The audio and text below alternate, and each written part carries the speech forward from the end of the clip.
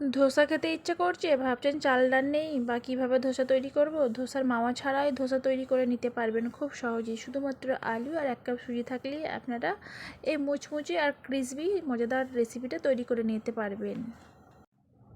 আলু দিয়ে এই ধোসাটা একবার বানিয়ে খেয়ে দেখুন, মুখের স্বাদ ফেরাতে পারবেন না, আরও একবার ইচ্ছা করবে বানিয়ে খেতে। তো আসুন দেখে নিই আলুর ধোসা কীভাবে বানাবো। আসসালামু আলাইকুম friends, welcome back to my channel. তো প্রথমেই আমি একটা মিক্সার জার নিয়েছি, তার মধ্যে দিয়ে দিলাম 1 কাপ মতো সুজি। আপনারা কম বেশি বানাতে চাইলে কম বেশি করে নেবেন, তো আমি 1 কাপ মতোই নিয়েছি। আর সুজিটাকে খুব ভালো করে ব্লেন্ড করে নেব, আর সুজিটা একটু দানা দানা ভাব থাকলেও চলবে। তো এখানে আমি একটা পাত্রের মধ্যে সুজিটাকে ঢেলে নিচ্ছি, আর এখানে আমি একটু হাতে করে দেখিয়ে দিচ্ছি। তো সুজিটার মধ্যে হালকা দানা দানা ভাব আছে, পুরোভাবে মিহি না করলেও চলবে।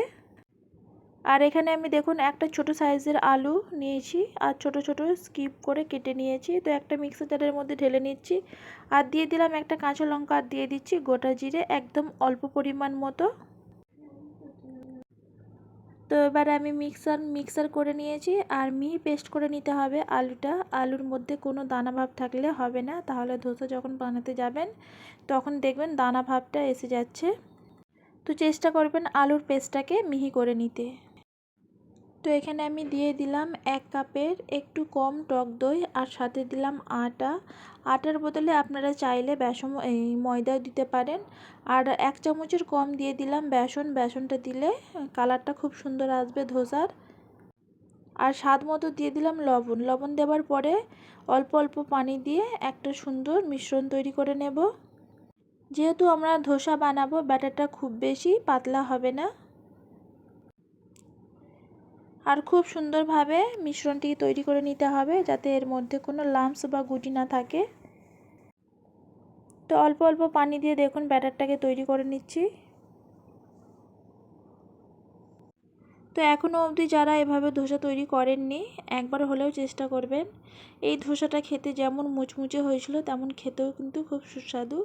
আর একদম হালকা ফুলকার মধ্যে তৈরি করে নিতে পারবেন, কোনো সময়ে ছাড়াই। অল্প সময় থাকলে আপনারা খুব সহজেই বানিয়ে নিতে পারবেন। তো এখানে আমি দিয়ে দিলাম আলুর পেস্টটা। তো দেওয়ার পরে খুব ভালো করে মিশিয়ে নিচ্ছি, আর দেখেই বুঝতে পারছেন সুজির ব্যাটারটা কতটা স্মুথ হয়েছে।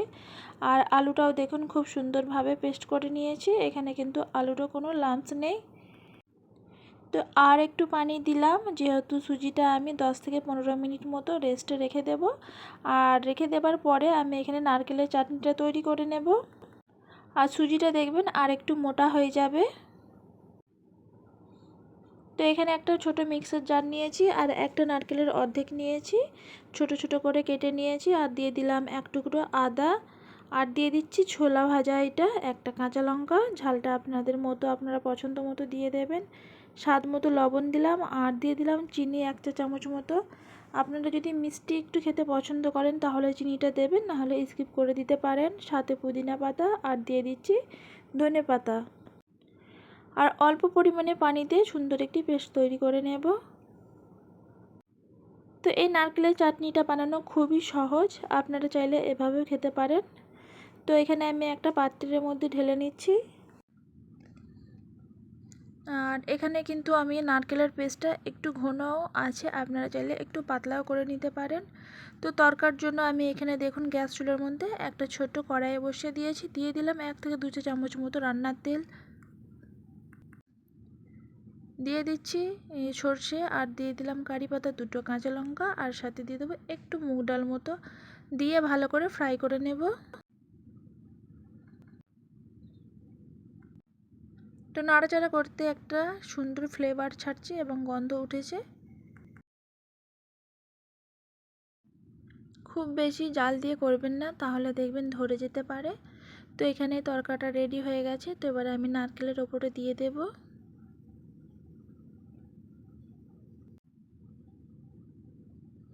তো এটা ভালো করে মিশিয়ে নিলেও হবে, বা এভাবে রাখলে হবে। আপনারা যখন পরিবেশন করবেন আপনাদের মতো মিশিয়ে পরিবেশন করবেন।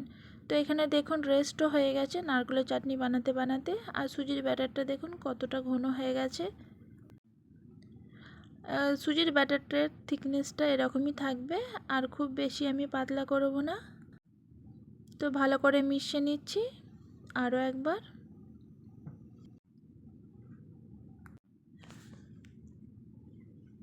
তো আমি দেখুন একটু দেখিয়ে দিচ্ছি সুজির ব্যাটারটা কতটা মোটা আছে। একটা চামচির গায়ের মধ্যে দেখবেন এভাবে করলে দাগ টানা যাচ্ছে, তবুও কিন্তু মিশছে না। আর সাথে দিয়ে দেবো 1 চিমটা মতো খাবার সোডা। খাবার সোডাটা দিলে দেখবেন ব্যাটারটা আর একটু পাতলা মতো হয়ে যাবে আর অনেকটা হালকা হয়ে যাবে। তো খাবার সোডাটা দেওয়ার পরে খুব ভালো করে মিশিয়ে নেব।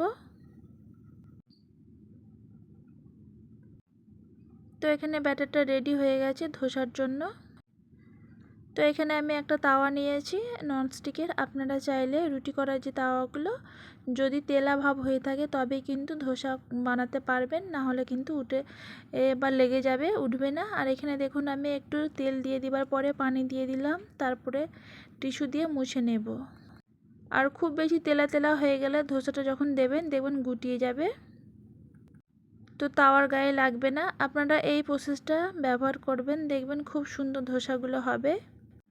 আর ধোসাটা যখন দেবেন গ্যাসের হিটটাকে একদম কমিয়ে দিতে হবে। আর সাথে দিয়ে দিলাম তেল, আপনারা চাইলে ঘি অথবা বাটারও দিতে পারেন। আর ধোসার কালারটা দেখুন কতটা সুন্দর এসেছে, আর একটুও কিন্তু লেগে যাচ্ছে না। আপনারা এই ধোসাটা স্কুল অথবা টিফিন, ব্রেকফাস্ট অথবা ডিনার হিসাবেও আপনারা করে নিতে পারেন। তো আরও একটা ধোসা তৈরি করে নেব ঠিক সেম প্রসেসে।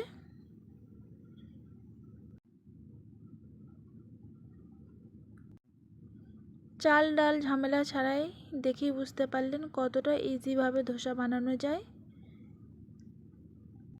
বাড়ির লোকেরা যদি একবার এই ধোসাটা বানিয়ে খাওয়ান তাহলে দেখবেন অন্য ধোসার নামই করবে না, এই ধোসাটা খাওয়ার জন্যই বারবার রিকোয়েস্ট করবে।